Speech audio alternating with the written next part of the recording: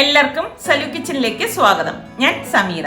Valentine's ഡേക്ക് ഞാൻ ഉണ്ടാക്കിയത് ഈ ഒരു കേക്കാണ്. അപ്പോൾ അതെങ്ങനെയാണ് തയ്യാറാക്കുന്നത് നമുക്ക് നോക്കാം.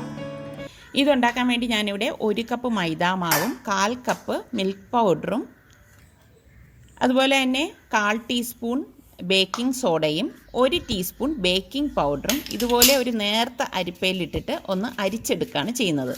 നേർത്ത അരിപ്പയിലിട്ട് തന്നെ അരിച്ചെടുക്കണം. അത് പ്രത്യേകം നിങ്ങളൊന്ന് ശ്രദ്ധിച്ചേക്കണം. പിന്നെ ഞാനിവിടെ 1/2 കപ്പ് പഞ്ചസാര എടുത്തിട്ടുണ്ട്. ഈ പഞ്ചസാര ഒരു മിക്സിയുടെ ജാറിലേക്ക് ഇട്ടിട്ട് നന്നായിട്ടൊന്ന് പൊടിച്ചെടുക്കാം. ഇതുപോലെ വേണം പൊടിച്ചെടുക്കാനുള്ളത്. പിന്നെ ഇതിലേക്ക് വേണ്ടത് 3 മുട്ടയാണ്. വലിയൊരു ബൗൾ എടുത്തിട്ട് ഈ 3 മുട്ട ഇതിലേക്ക് പൊട്ടിച്ചൊഴിച്ചു കൊടുക്കാം.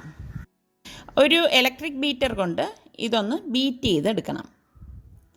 ആദ്യം സ്ലോ സ്പീഡിൽ ഇട്ടിട്ട് വേണം ബീറ്റ് ചെയ്യാനുള്ളത്. എന്നിട്ട് ഞാൻ ഇതിലേക്ക് 1 ടീസ്പൂൺ ബട്ടർസ്കോച്ചിൻ്റെ സിറപ്പ് ഒഴിച്ചു കൊടുക്കുന്നുണ്ട്. അപ്പോൾ നിങ്ങളുടെ കയ്യിൽ വാനില സിറപ്പാണെങ്കിൽ അത് ഒഴിച്ചു കൊടുത്താലും മതിയാകും.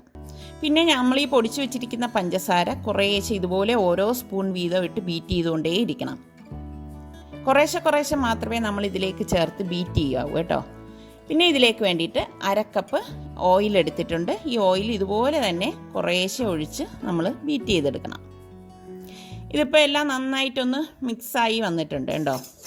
അപ്പോൾ നമ്മൾ ഈ അരിച്ചു വെച്ചിരിക്കുന്ന മാവ് ഞാൻ ഒന്നും കൂടി ഇളക്കിയിട്ട് ഓരോ സ്പൂൺ വീതം ഈ മുട്ടയുടെ കൂട്ടിലേക്ക് ഇട്ടിട്ട് ഇതുപോലെ ഹാൻഡ് വിസ്ക് കൊണ്ട് ഒന്ന് ഇളക്കിയെടുക്കുകയാണ് ചെയ്യുന്നത്.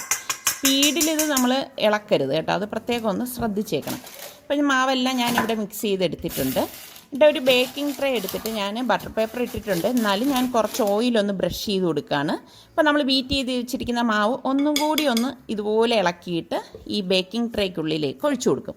ഇതാണ് ഈ മാവിൻ്റെ ഒരു കൺസിസ്റ്റൻസി.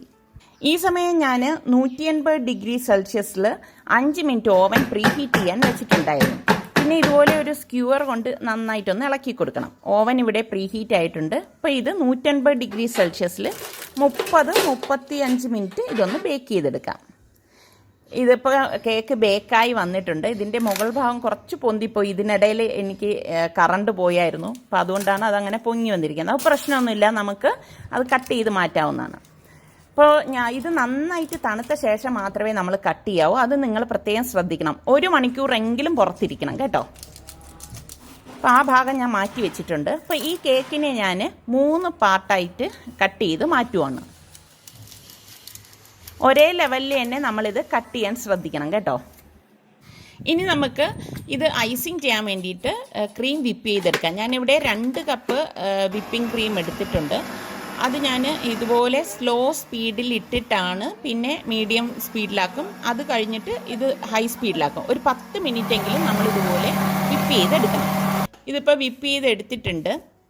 അപ്പോൾ ഞാൻ ഇതുപോലെ ഒരു കേക്ക് ബേസിൽ കുറച്ച് വിപ്പിംഗ് ക്രീം വെച്ചിട്ട് നമ്മൾ ഫസ്റ്റ് ലെയർ കേക്ക് ഇതിലേക്ക് വെച്ച് കൊടുക്കുകയാണ്. അപ്പോൾ ഞാൻ ഇതിലേക്ക് ഒരു 3 ടേബിൾ സ്പൂൺ പഞ്ചസാരയും 1/4 കപ്പ് വെള്ളം ഒഴിച്ച് നന്നായിട്ട് മിക്സ് ചെയ്ത ഷുഗർ സിറപ്പാണിത്.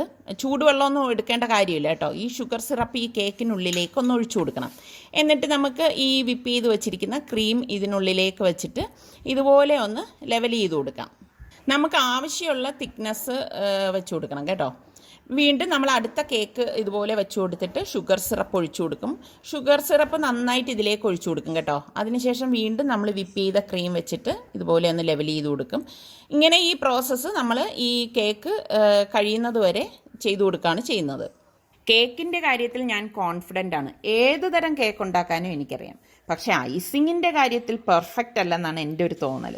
അതിലെനിക്ക് നല്ല കൈവഴക്കം വരാനുണ്ട്. അത് ഞാനിപ്പോൾ ഇങ്ങനെ ട്രൈ ചെയ്തുകൊണ്ടിരിക്കുകയാണ്.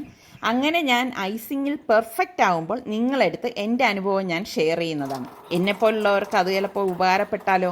പിന്നെ ഒരു കാര്യമുള്ള എന്താണെന്നറിയോ, നമുക്കൊരു മനസ്സും ആഗ്രഹവും ഉണ്ടെങ്കിൽ ഇതല്ല ഏത് കാര്യവും നമുക്ക് പഠിച്ചെടുക്കാം. അപ്പോൾ ഉടൻ തന്നെ ഞാൻ പെർഫെക്റ്റ് ആയിട്ടുള്ള ഐസിങ്ങുമായിട്ട് വരും എന്ന് തന്നെയാണ് എൻ്റെ ഒരു ആഗ്രഹം.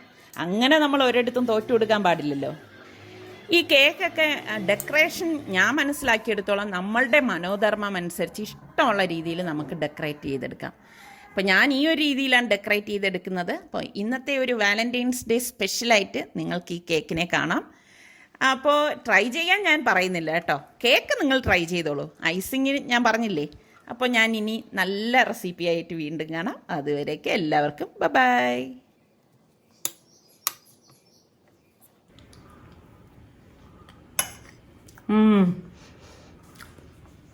അടിപൊളി കേക്കാണ് കേട്ടോ.